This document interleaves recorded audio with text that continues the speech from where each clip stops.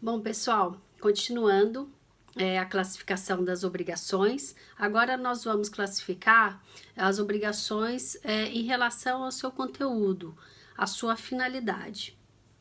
Então, nós podemos classificar as obrigações como obrigações de meio, obrigações de resultado ou de garantia, né? Então, vamos começar pelas obrigações de meio.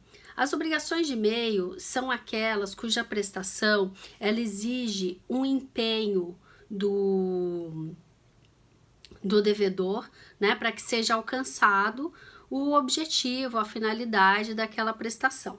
Então, o foco é no empenho do devedor, é de como ele deve agir, de qual a sua conduta na realização da prestação, e não no resultado em si, né? Então, a responsabilidade do devedor, nesse caso, é uma responsabilidade subjetiva. Por quê?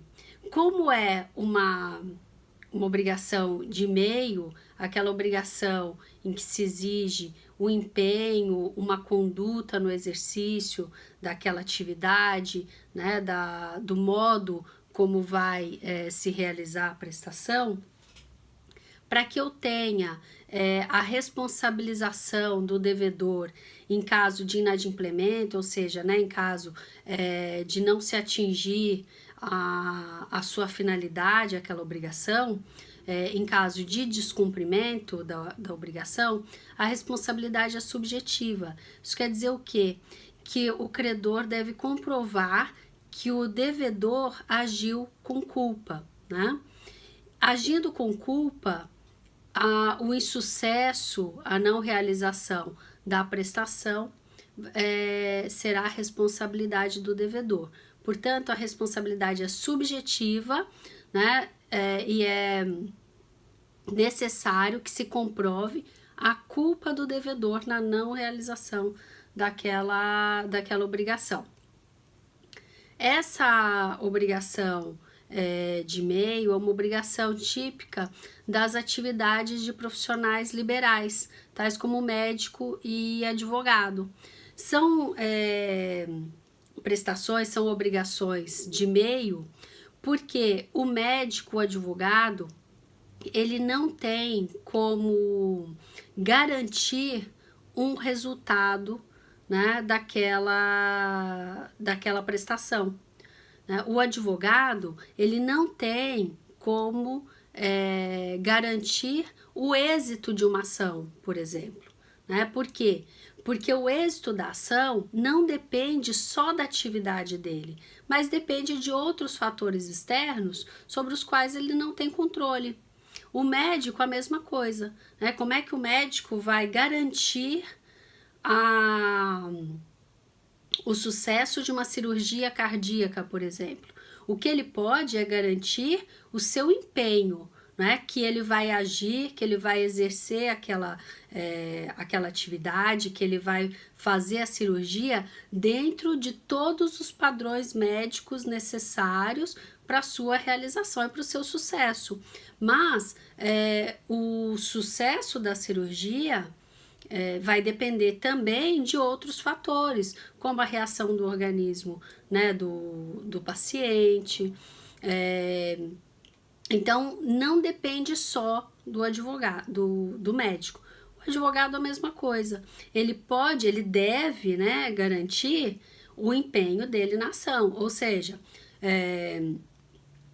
fazer providenciar todas as medidas jurídicas necessárias, né, para o sucesso do cliente, não perder os prazos, entrar com todos os recursos que forem cabíveis, necessários.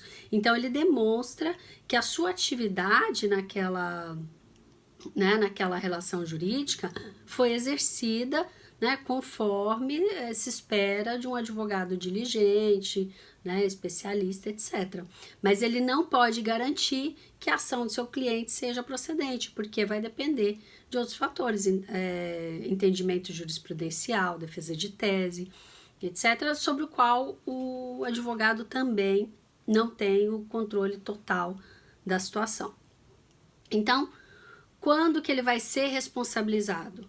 quando o credor conseguir comprovar que ele perdeu a ação, porque o advogado, por exemplo, perdeu o prazo de contestação, né? Aí sim houve uma falha no exercício da atividade, né?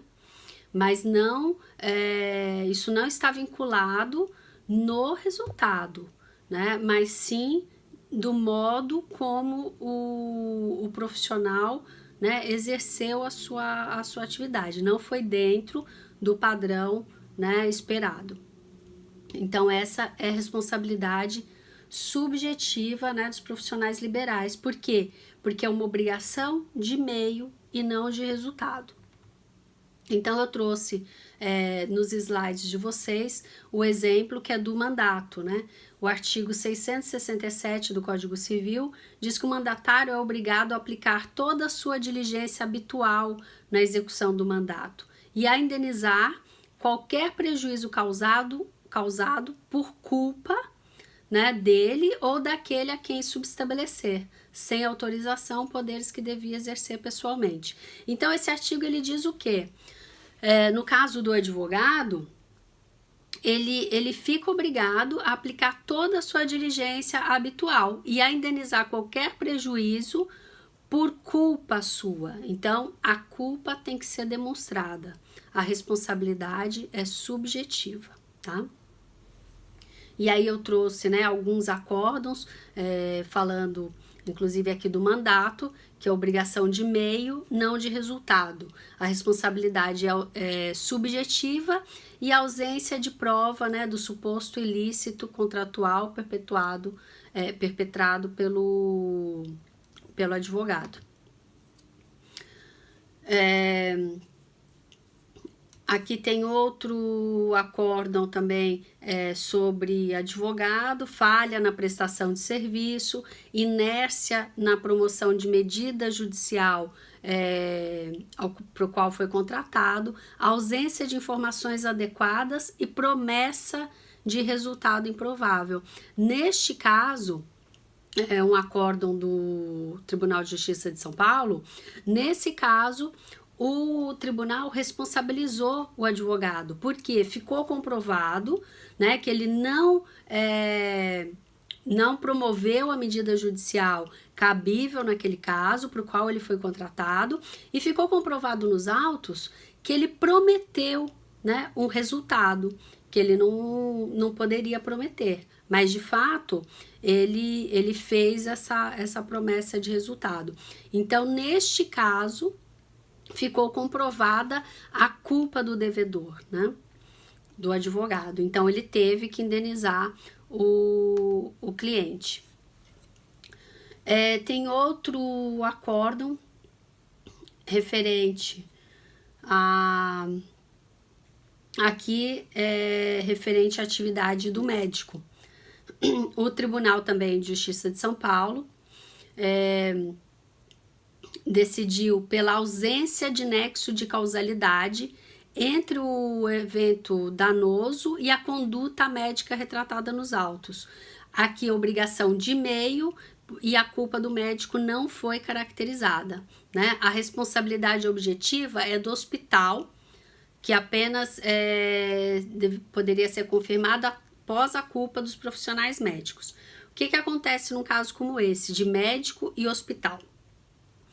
A responsabilidade do hospital como fornecedor, tendo em vista a relação de consumo com o paciente, a responsabilidade do hospital é objetiva. A responsabilidade objetiva, o devedor, ele responde pelos prejuízos independente de culpa. Eu não tenho nem que comprovar a culpa dele, porque independente de haver culpa ou não na sua conduta, ele responde. A responsabilidade é objetiva.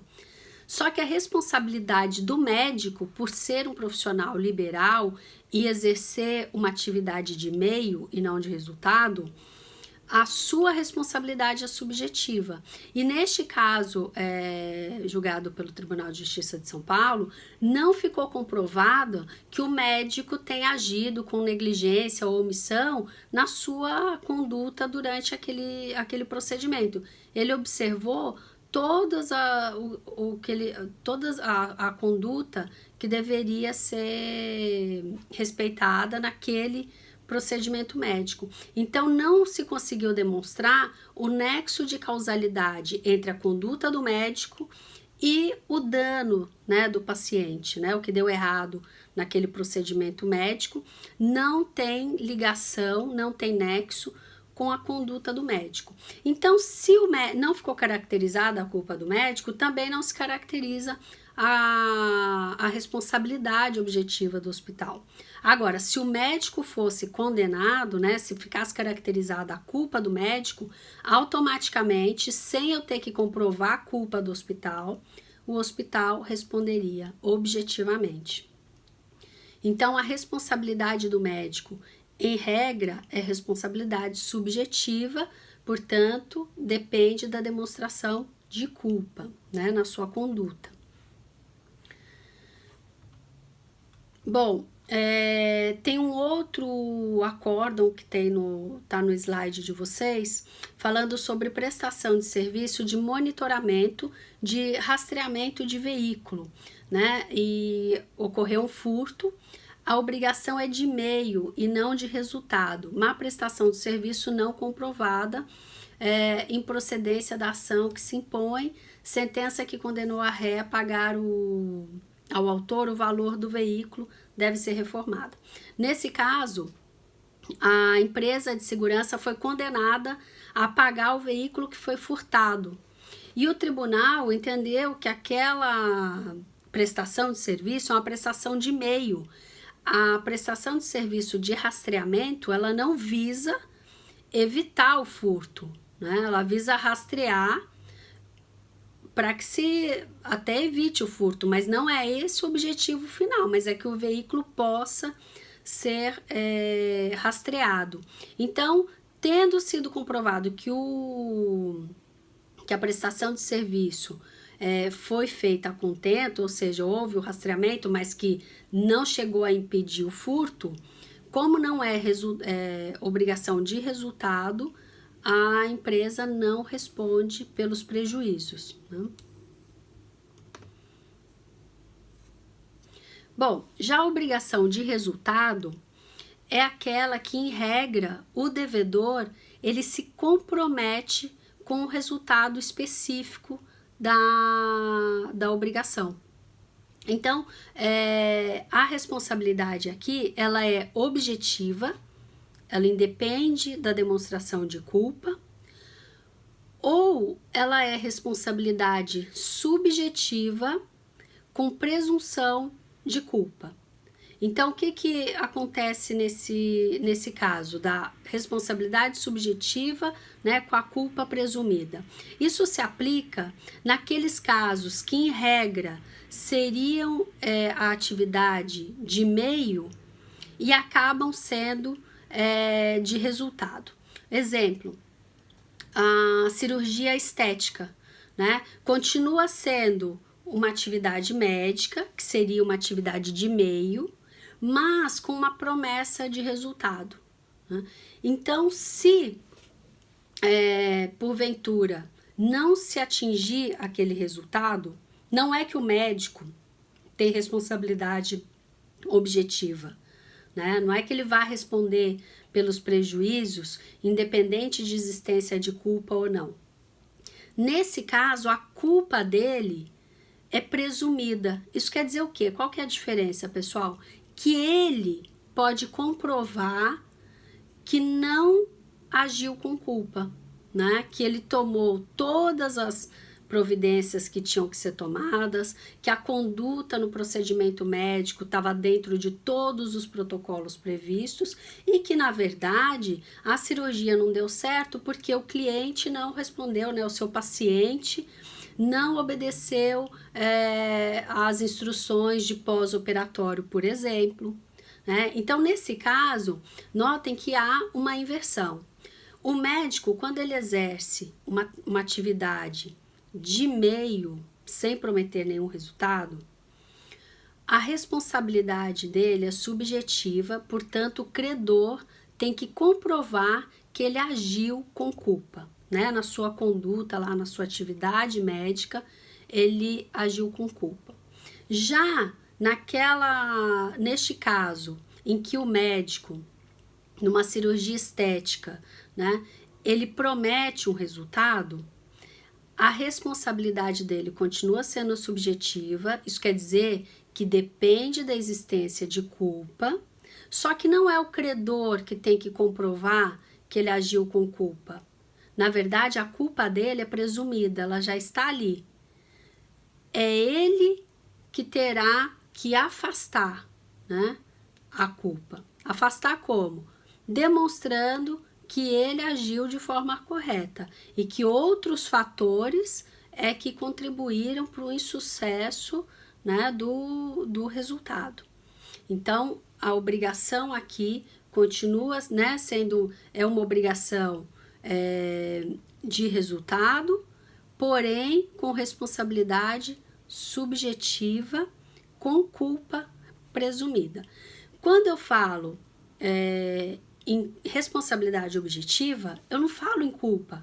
Ninguém tem que comprovar a culpa de ninguém, nem o credor comprovar que o devedor agiu com culpa e nem o devedor provar que afastar a culpa dele. Não se fala. O devedor responde pelo simples fato de não ter atingido o resultado prometido. Já na obrigação de meio, ou é culpa subjetiva,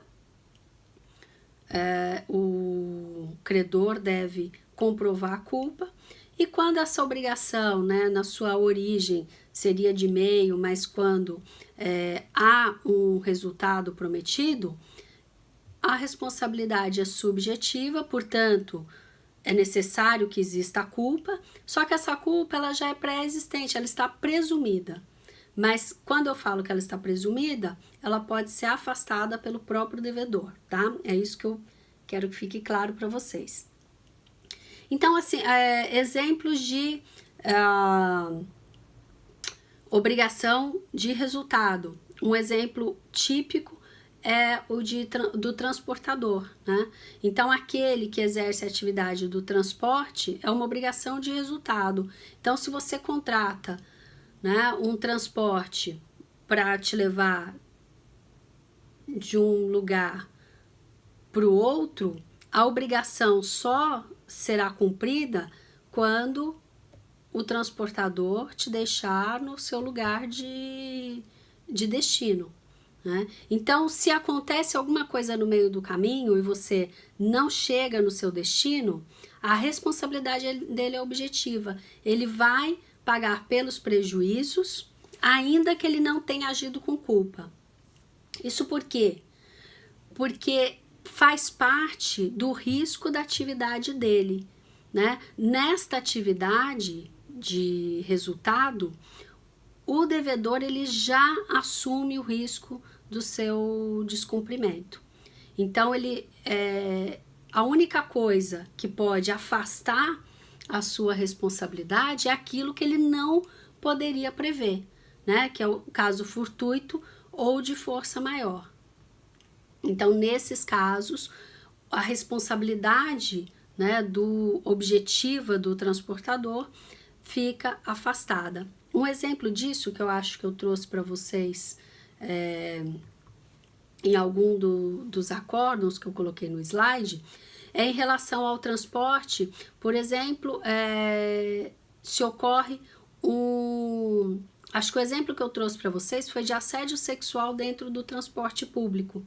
O tribunal, ele entendeu que neste caso não teria como o transportador prever ou evitar uma situação dessa. Então, ele não responde, né, pelo prejuízo, porque considera-se que é um evento de caso fortuito, né, ou de força maior. Bom, eu lancei uma pergunta que está no slide para vocês, se o contrato de serviços advocatícios com cláusula de êxito é um contrato de meio ou de resultado. Bom, para quem não conhece, o contrato de serviços advocatícios com cláusula de êxito é aquele contrato em que fica estabelecido que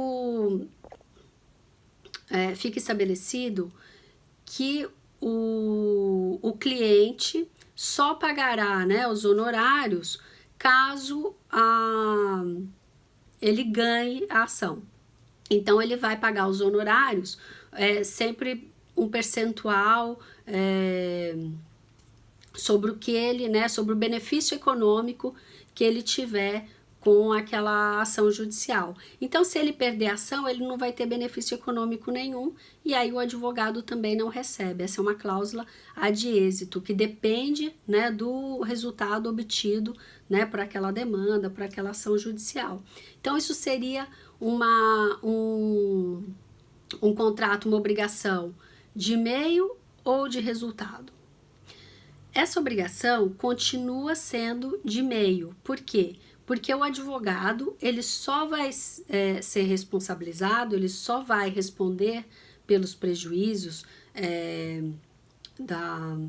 do insucesso da demanda se ele agir com culpa, se ficar comprovado que ele não tomou as providências necessárias, que ele não foi diligente, aí sim ele responderá. Agora, se a ação for julgada improcedente e o advogado tomou todas as providências que eram cabíveis, ele não será responsabilizado, porque a obrigação é de meio. O resultado, neste caso, ele só vincula o recebimento dos honorários, né? O advogado só vai receber os honorários se o cliente tiver algum benefício econômico com aquela ação. Se ele perder a ação, o advogado também não ganha, mas a atividade dele continua sendo de meio. Por quê? É importante frisar que, nesse caso, o advogado ele não está prometendo um resultado. Aliás, é algo que o advogado não deve fazer. O advogado, na verdade, ele só está vinculando, ele demonstra, inclusive, ele demonstra confiança no sucesso da ação, que vincula o recebimento dos seus honorários, mas ele não promete um resultado, tá certo? Então, continua sendo obrigação de meio e não de resultado. Bom, aí eu trouxe um acórdão em relação ao contrato de serviço advocatício com cláusula de êxito, também em relação ao transporte, aqui transporte aéreo, né, atraso em voo, falha na prestação de serviço. Então, aqui a empresa de aviação aérea foi obrigada a pagar a indenização, porque aí o tribunal destaca que, como se sabe, o contrato de transporte é obrigação de resultado, o que impõe ao transportador o dever de assegurar a execução do serviço na forma contratada, assegurando ainda ao passageiro a necessária incolumidade física, né, segurança física. A obrigação resultante da falha da prestação do serviço gera ao transportador a chamada responsabilidade objetiva, né? Ele dita apenas por força maior ou caso fortuito, né, nos termos do artigo 734 do Código de Processo Civil. Então, aqui tem outros, aí eu trouxe acórdão também, mais um de transporte, outro de cirurgia estética.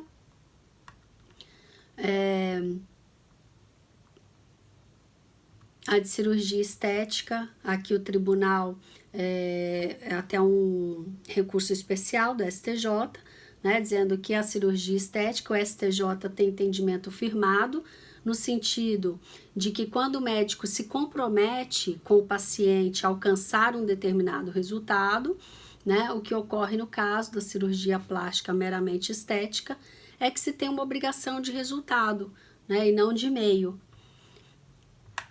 Mas ainda assim, é entendimento do STJ que em procedimentos cirúrgicos, né, para fins estéticos, conquanto a obrigação seja de resultado, não se vislumbra a responsabilidade objetiva, pelo insucesso da cirurgia, mas mera presunção de culpa médica, né? Por isso que eu digo que a responsabilidade é subjetiva com culpa presumida. O que importa na inversão do ônus da prova, cabendo ao profissional elidi-la, afastá-la, de modo a exonerar-se da responsabilidade contratual pelos danos causados ao paciente em razão do ato cirúrgico, tá bom? Bom, finalmente, a obrigação de garantia. A obrigação de garantia é uma obrigação acessória, ela decorre, né, de um contrato e é uma garantia pessoal, ela garante a dívida de terceiro perante o credor. Então, um exemplo, né, de contrato de garantia é a fiança. A fiança, o artigo 818, diz que pelo contrato de fiança, uma pessoa garante satisfazer ao credor uma obrigação assumida pelo devedor, caso este não a cumpra, né? Então, este é o contrato de garantia. E é um contrato acessório, porque ele visa garantir o cumprimento de uma obrigação principal, que é a obrigação do devedor. E aí, eu vou aproveitar e já falar sobre a obrigação classificada quanto à sua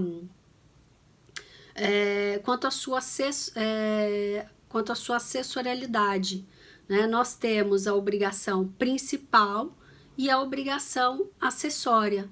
Na obrigação principal, essa obrigação ela não depende de nenhuma outra, né, para ser eficaz, né, para sua validade ou sua eficácia. Ela por si só, ela não necessita, né, de nenhuma outra obrigação para que ela seja eficaz e possa ser exigida. Já a obrigação acessória, ela se subordina e ela acompanha a obrigação principal. Então, aqui no caso da fiança, a fiança é a obrigação acessória e ela fica subordinada à existência, né, de uma obrigação principal, que não depende de nenhuma outra. Então, veja que o artigo 818, ele fala que o contrato de fiança, uma pessoa garante satisfazer ao credor uma obrigação assumida pelo devedor. Então, existe uma obrigação principal, né, que vai ser garantida por esse contrato, por essa obrigação de fiança. Então, tá aí a vinculação e a subordinação da obrigação acessória em relação à obrigação principal. Isso quer dizer o quê? Que se eu não tiver mais obrigação principal, né, por exemplo, se a obrigação principal se extinguir pelo pagamento, extingue-se também o contrato de fiança. Se a obrigação principal prescrever, extingue-se também o contrato de fiança. Então, a eficácia, a validade, a eficácia do contrato, a existência do contrato acessório, da obrigação acessória, ela depende da existência da obrigação principal. E a recíproca não é verdadeira, porque se por algum motivo eu extinguir a obrigação acessória, ainda existe a obrigação principal. Então, por exemplo, se por algum motivo eu extinguir, né, a obrigação de fiança, isso não quer dizer que a dívida principal, a obrigação principal, seja extinta também, né? Porque não existe subordinação, né, da obrigação principal em relação à acessória, somente o contrário. Tá certo, pessoal? Acho que é bem tranquila essa parte, tá bom? Então, com essa, nós finalizamos aquelas, né, de março que foram suspensas e ainda virão outros vídeos aí das próximas aulas, tá bom? Até o próximo.